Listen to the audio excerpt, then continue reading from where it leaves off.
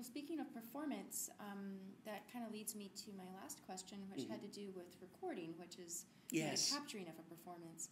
So for you as a composer, your direct work is writing the music. Right. And then the performer takes that and interprets it, and you're maybe involved in the interpretive process depending on the situation. I generally am. I mean, but then it's one premiere. more step removed when it's recorded. Right. So for you, like, how is that being a composer, having an album made of your work when you're not actually playing it?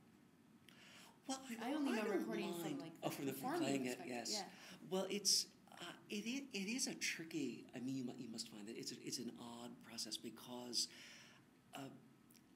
There are composers who love the recording studio, who are never happier than when they're there and they're mixing and splicing things together. And that sort of post-production. Yes, because now it's all controlled. And because I'm just sort of such a performer temperament, the first couple of rehearsals of that are hell for me because I have to listen for information. Not just, wow, was that, what a moment that A was. It wasn't entirely A, it was closer to A flat, but, the feeling of it. But then you hear it back and it's flat. So you have to, because you don't have all that much time necessarily. We had a beautiful time with this record.